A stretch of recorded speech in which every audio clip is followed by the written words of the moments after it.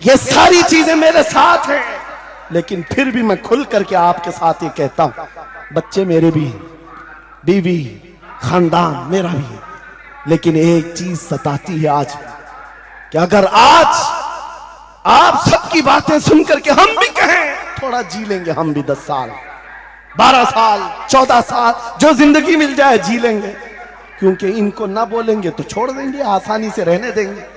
लेकिन एक नुकसान हम देख रहे हैं, कल को आने वाली नस्लें पूछेंगी, कल को आने वाली नस्लें पूछेंगी, जब नबी की शान में कुत्ते भौंकते थे हमारे बाप दादा रोटियां सेका करते थे, उनके दिलों में कौन सा ईमान होगा, उनके दिलों में कैसी बुज़दिली आ जाएगी। लेकिन मेरे अजीजों, ज्यादा से ज्यादा क्या होगा, मौत तो सबकी लिखी हुई है, मेरी भी है, आपकी भी है, किसी दिन बिस्तर पर पांव रगड़कर मर जाएंगे।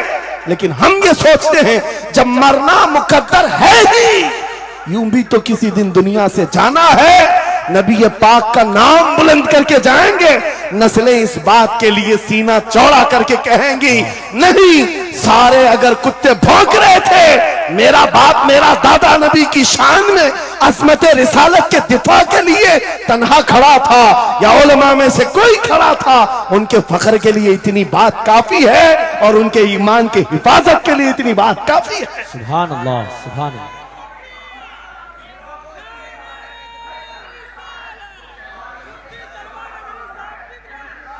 इस अज़मत रिसालत के लिए आपको क्या समझ में आता है, बहुत दिन हो गए हमारे आराम के, बहुत दिन हो गए सुकून के, नबी के नाम पर हमने रोटियां बहुत खाई, हुजूर की इज्जत पर क्या क्या नहीं मिला हमको।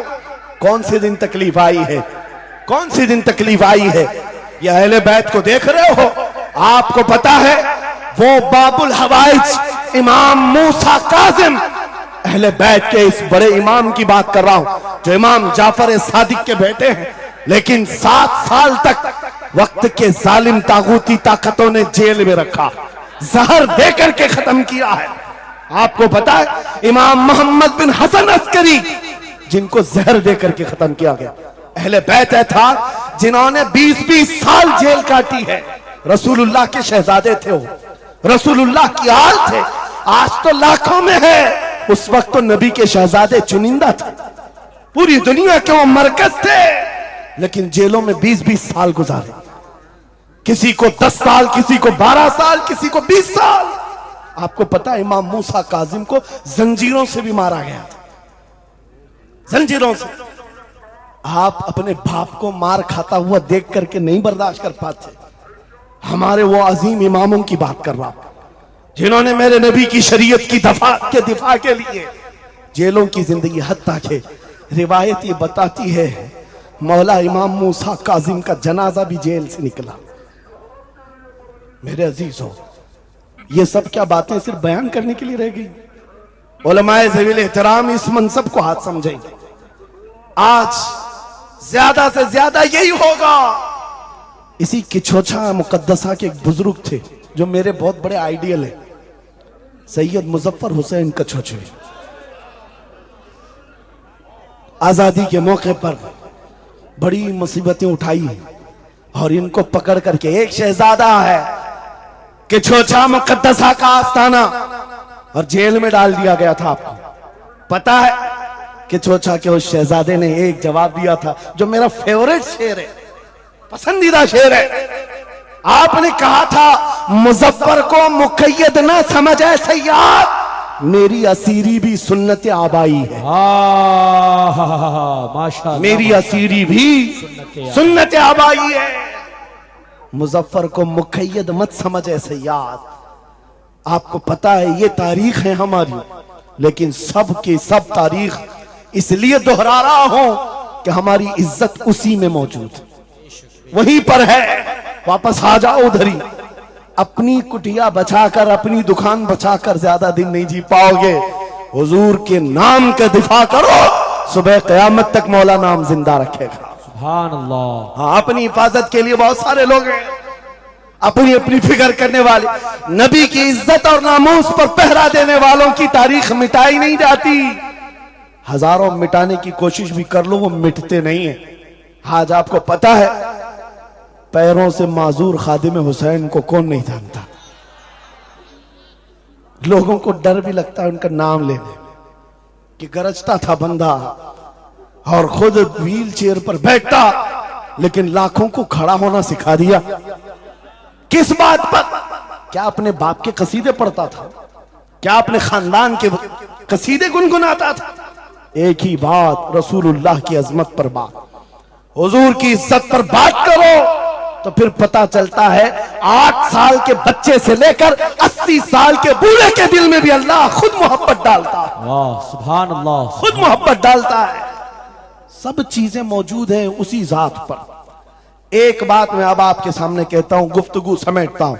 आला हजरत का मसलक देखो, मिशन देखो, और आपको उसी बात पर मैं लाकर जमा कर दूंगा। और सुन्नियों का मजमा मुझे पता है, आधा शेर में पढ़ूंगा, आधा ये खुद ही कंप्लीट करेंगे, और गारंटी के साथ कहता हूं। मुझे पता नहीं यहाँ के मजमे के बारे में, लेकिन इतनी गारंटी जरूर है आप कंप्लीट करेंगे। क्यों?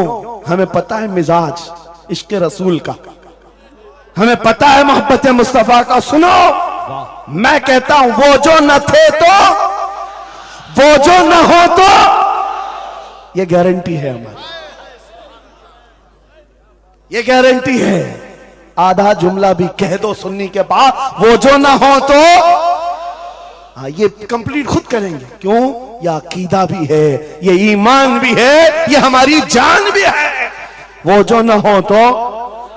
अब सुनो मेरे अजीजों, जब तुम्हारा दिल पुकार कर कह रहा है वो जो ना हो तो, हमारे नाम के साथ वो जो ना हो तो, हमारी जिंदगी में वो जो ना हो तो, हत्ता के कब्र में चले जाओ, बहुत सारे जवाब दे दें, तुम्हारा रब कौन, तुम्हारा दीन क्या। मेन सवाल तो यही होगा, मा कुंत तक़ूलु फी हक़्क़ि हाज़ा रजुल। बल्कि बात सही अहादीस में मैं कह रहा हूं, एक ही सवाल का जिक्र भी आया है, कब्र में एक सवाल का जिक्र भी आया है, और फरमाया गया सिर्फ एक सवाल ये होगा, बता इस रसूल के बारे में क्या कहता था। वाह, बोलना पड़ेगा, बोलना पड़ेगा। फिर मैं पूछता हूं, कब्र में भी वो जो ना हो तो कुछ ना हो। जब तक नहीं बोलोगे आगे नहीं बढ़ेगी गाड़ी, वरना फंसे रह जाओगे। वो जो ना हो तो। अल्लाहु अकबर अल्लाह।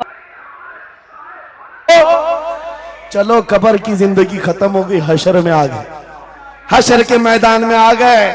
लेकिन यहां पर भी क्या मसला है? खलीलो नजी मसीहो सफी सभी से कहीं कहीं न बनी। खलीलो नजी मसीहो सफी सभी से कहीं कहीं न बनी। ये बेखबरी की खल्क फिरी कहां से कहां तुम्हारे लिए। वहां पर भी सबके पास फिर करके आती है कौम उसी मोहम्मद रसूलुल्लाह के बाद आए। और शफाअत शुरू कहां से हुई? रसूल पाक से शुरुआत हुई, और उसके बाद इख्तिताम तक मेरे आका फरमाते हैं कयामत के दिन मेरी हालत ये होगी, मेरे कंधे पर चादर पड़ी होगी और वो कभी खसक खसक कर गिर रही होगी। एक हाथ से मैं अपनी चादर संभाल रहा हूंगा और दूसरे हाथ से अपने उम्मतियों को पकड़ पकड़ कर जन्नत में ले जा रहा हूं। ये मैदान कयामत की बात है। फिर पूछता हूं, महशर में भी वो जो ना हो तो, कयामत के मैदान में भी वो जो ना हो तो। अरे तुम्हारी अजान कंप्लीट होती है, अजान में भी वो जो ना हो तो। नमाज में भी जब तक सलाम नहीं भेजोगे, नमाज में भी वो जो ना हो तो कहीं पर भी बच नहीं सकते। इसीलिए आला हजरत ने कहा था, बखुदा खुदा का यही है डर, नहीं और कोई मफर मकर। जो वहां से हो यही आके हो, जो यहां नहीं तो वहां नहीं। जब तुम्हें समझ में आ गया वो जो ना हो तो कुछ ना हो, वो जो ना हो तो, वो जो ना हो तो, जब तुम्हारा यकीन है। अब सुनो बरेली का इमाम क्या कहता है, ऐ सुन्नी जवान आज ले उनकी पनाह, आज मदद मांग उनसे, आज ले उनकी पनाह, आज मदद मांग उनसे। कल न मानेंगे कयामत में अगर मान गया। आज आना है तुम्हें वहीं पर। मेरी गुफ्तगू का खुलासा यही है, मेरी गुफ्तगू का लुब्बे लुबाब यही है। आ जाओ उस कदम पर जहां से बिलाल हबशी को काबे की छत पर पहुंचाया गया। आ जाओ उस कदम पर जहां पहुंचने के बाद खत्ताब का बेटा अमीरुल मोमिनीन उमर इब्ने खत्ताब बना। हजरत उमर खुद कहते हैं मेरी हैसियत इतनी थी, मैं खत्ताब का बेटा, बचपन में 2 बकरियां मुझसे नहीं संभलती, लेकिन एक वक्त आया हजरत उमर 36 लाख स्क्वायर किलोमीटर पर तनहा हुकूमत करते थे। मिस्र, इराक, यमन, शाम, फिलिस्तीन, ये आज का सऊदी अरब हजरत उमर की निगरानी में था। हजरत उमर कहते हैं आज इतने बड़े खित्ते पर उमर की निगरानी है, इसलिए नहीं कि खत्ताब का बेटा उमर है, इसलिए कि मोहम्मद अरबी का गुलाम उमर है।